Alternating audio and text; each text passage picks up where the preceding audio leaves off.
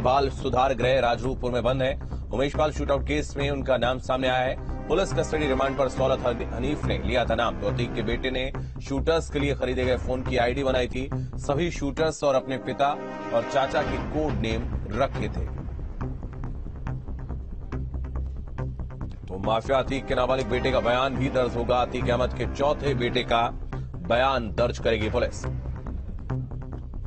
तो अतीक के दो बेटे बाल सुधार गृह राजरूपपुर में बंद हैं और इन्होंने जो फोन था जिसमें अतीक और अशरफ के नाम भी कोड वर्ड में सेव किए गए थे।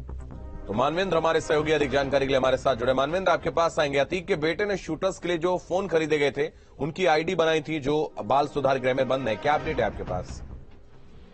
जी बिल्कुल, जो चौथे नंबर का बेटा है, नाबालिग बेटा आइजम, उसने ये आईडी बनाई थी और उसने अपनी आईडी जो आईफोन है उसमें जो iCloud है उस पर आईडी बनाई थी और अपनी आईडी का नाम ठाकुर 008 रखा था। अतीक अहमद की आईडी का नाम था बड़े 006, अशरफ की आईडी का नाम था छोटे 007। तो इस तरह करके उसने तमाम जो शूटर्स हैं, शाइस्ता की आईडी, अपनी आईडी, जो वकील खान शौलत हनीफ, जो सब साजिश में शामिल थे, खान शौलत हनीफ की आईडी एडवोकेट के नाम से बनाई थी। तो इस तरह से तमाम आईडी बनाई थी और इस पूरी साजिश में अब आइजम की भूमिका सामने आ रही है। नाबालिग है हालांकि वो, तो पुलिस ने अब उससे भी पूछताछ की तैयारी की है और क्योंकि वो भी इस पूरे मामले में कहीं ना कहीं पुलिस की जांच में शामिल होने जा रहा है।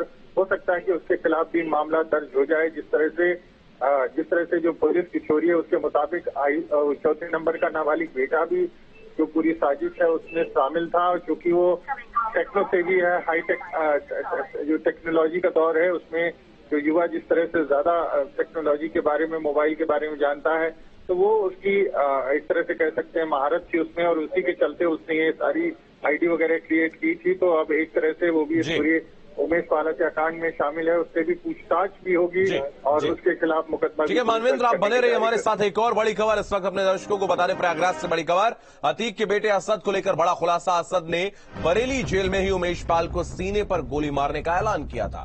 तो बड़ी खबर आपको बता दें, प्रयागराज से अतीक के बेटे असद को लेकर बड़ा खुलासा हुआ है और असद ने बरेली जेल में ही उमेश पाल को सीने पर गोली मारने का ऐलान किया था।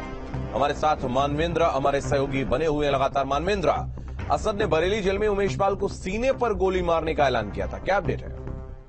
जी बिल्कुल, जिस तरह से अतीक अहमद की बात गुड्डू मुस्लिम ने उमेश पाल से कराई थी जिसमें गाली गलौज हो गई थी, उमेश पाल ने अतीक अहमद को फोन पर गाली दी थी। इसके अलावा इस तरह की भी खबरें हैं कि शाइस्ता के लिए भी अपशब्द कहे थे, जिसको लेकर के असद बेहद नाराज था क्योंकि अतीक अहमद के 5 बेटों में 2 बड़े बेटे जेल में बंद है और ये तीसरे नंबर का बेटा था जो सबसे बाहर जो बेटे थे उनमें सबसे बड़ा बेटा था और सबसे ज्यादा एग्रेसिव भी था, जिसने तमाम ऐसी घटनाएं पहले भी की है, मारपीट की। तो जब उसको ये पता चला कि उमेश पाल ने उसके पिता और मां के लिए अपशब्दों का प्रयोग किया है तो वो एकदम आपे से बाहर था, उसका खून खौला हुआ था। और उसी के बाद ये लोग 11 फरवरी को जो है अशरफ से मिलने बरेली जेल पहुंचे थे और वहां पर पूरी हत्याकांड की साजिश रची गई थी। तो अशरफ ने कहा था कि असद तुम गाड़ी से मत उतरना, तुम गाड़ी में रहना, बाकी जो शूटर्स हैं वो अपना काम कर लेंगे, काम को अंजाम दे लेंगे। लेकिन असद ने कहा कि नहीं, मैं उसको उमेश पाल को सीने पे गोली मारूंगा और उसके बाद बिल्कुल ठीक है। बहुत धन्यवाद मानवेंद्र, आपका हमारे साथ जुड़ने के लिए, तमाम जानकारी के लिए बहुत शुक्रिया।